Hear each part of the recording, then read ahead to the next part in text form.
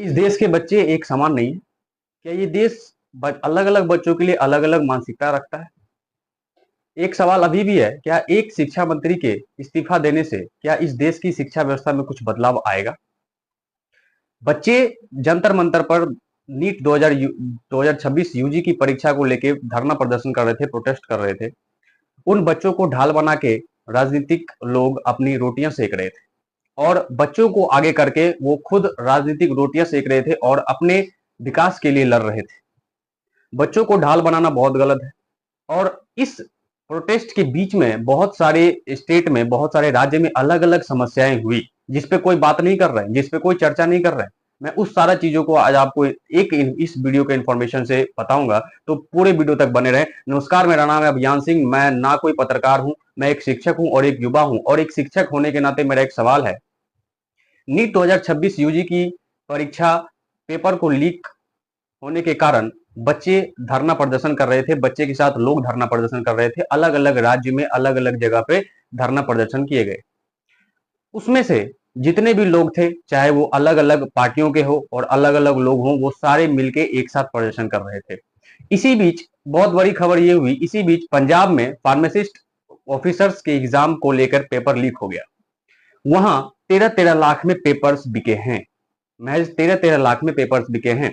और जब वहां की शिक्षा मंत्री की जब बात आई, उन्होंने ये बात कह दी कि अगर मेरे इस्तीफा देने से अगर बदलाव होता है तो मैं इस्तीफा देने के लिए तैयार हूं। भाई ये क्या बात हुई? इसका मतलब तो यही हुआ कि हमने किसी को जहर खिला दिया और हमने कहा कि भाई आप मरे तो नहीं, अगर आप नहीं मरे तो ठीक है भाई, गलती होगी, नहीं करते। ये कौन सी बात हुई? अगर वही आम आदमी पार्टी के नेता अरविंद केजरीवाल जी यहाँ पे खड़े होके धरना प्रदर्शन कर रहे थे, आज क्यों नहीं अपने राज्य के शिक्षा मंत्री से इस्तीफा मांग रहे हैं? अगर आगे बात करूं, ये समस्या एक राज्य की नहीं है, ये समस्या सिर्फ और सिर्फ पंजाब की नहीं है। हाल ही में बीते दिन में झारखंड में पेपर लीक हो गए, हाल ही में बीते दिन में बिहार में पेपर आए दिन लीक होते रहते हैं। ये समस्या पूरे देश की है। और जब ये पूरे देश की समस्या है तो पूरे देश के लोगों को मिलकर इस पूरे देश की समस्या को समाधान करना पड़ेगा, ना कि एक नीट यूजी पेपर 2026 के लीक के कारण समस्या सुलझाना पड़ेगा। इसलिए भी अगर लोग प्रदर्शन कर रहे थे, इसलिए भी राजनीतिक लोग प्रदर्शन कर रहे थे, जो कि नीट 2026 की परीक्षा है, जो सेंट्रल लेवल पे होती है, तो ये मत करना है, ये नहीं करिए। सारे बच्चे बराबर हैं। उन बच्चों का क्या, जो फार्मासिस्ट भर्ती एग्जाम को लेके प्रिपेयर कर रहे थे, वो लोग वहां पे जब ये कहा गया, वहां पे बच्चे बच्चे ब्लूटूथ से चीटिंग कर रहे थे, कान में ब्लूटूथ लगे बच्चे चीटिंग कर रहे। ये आप इंफॉर्मेशन देख सकते हैं, जान सकते हैं। तो इस चीज को लेके एक सवाल है। और जो अभी हाल ही में बहुत जल्द ही इन्हें बीजेपी ने क्या करा, बीजेपी ने जो हमारे शिक्षा मंत्री, नई शिक्षा मंत्री का चयन किया, उनके पास ऑलरेडी 2 मंत्रालय पहले से हैं और शिक्षा मंत्रालय भी उनको दिया गया। क्या 3 मंत्रालय उनको एक साथ दिया गया? क्या शिक्षा इतनी कमजोर है कि उनको दिया गया कि भाई आप ये भी संभाल?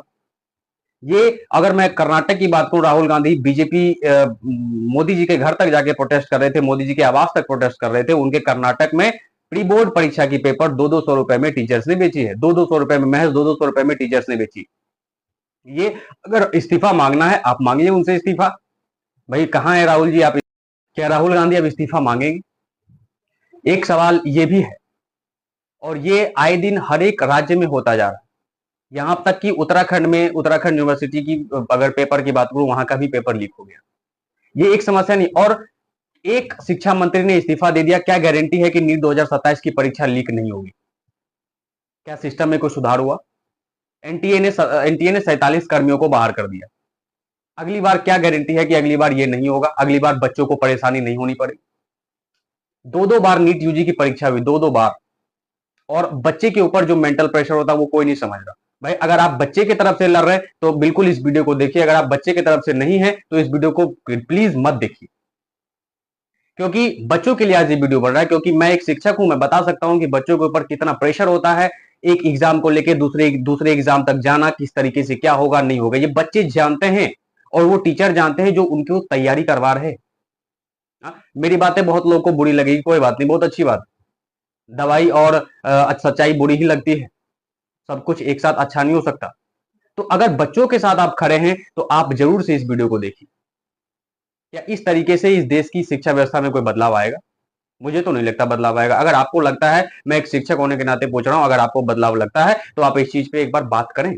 जो जनजी प्रोटेस्ट कर रहे थे और बहुत खुश हुए, क्या खुश हो गए? अगली बार क्या गारंटी है कि पेपर लीक नहीं होगा? मैं फिर से ये बात बोलता हूं, मैं दोहरा रहा हूं, क्यों? अगली बार क्या गारंटी है पेपर लीक नहीं होगा? जैसे मुझे बताएं। इस चीज को मैं रिक्वेस्ट करता हूं, सारे जेनजी, जो भी जेनजी हैं, इस चीज को करें। हर एक बच्चे हमारे लिए बराबर हैं, चाहे वो पंजाब के हों, चाहे राजस्थान के हों, चाहे नीट यूजी परीक्षा को लेकर हो, चाहे दूसरे स्टेट की परीक्षा को लेकर हो। अगर प्रोटेस्ट कर रहे हैं तो प्रोटेस्ट हर एक एग्जाम के लिए करें, हर एक पेपर लीक के लिए करें और शिक्षा व्यवस्था को सुधारें। अगर जेनजी लगे हैं इस चीज पे तो जेनजी ही करें। आपने बीजेपी के अहंकार को झुका दिया, बहुत अच्छी बात है, आपने बीजेपी के अहंकार को झुका दिया, उससे क्या हो गया? अगली बार नहीं होगा, ये हमारे लिए बहुत बड़ी उपाधि होगी कि भाई आपने प्रोटेस्ट किया, आपने धरने प्रदर्शन पे बैठे रहे, तब मान के चलेंगे हाँ अगली बार पेपर लीक नहीं हुई तो इसका बेनिफिट दिखा। धीरे धीरे बदलाव करना है। लेकिन अच्छा लगे तो इस वीडियो को शेयर करें।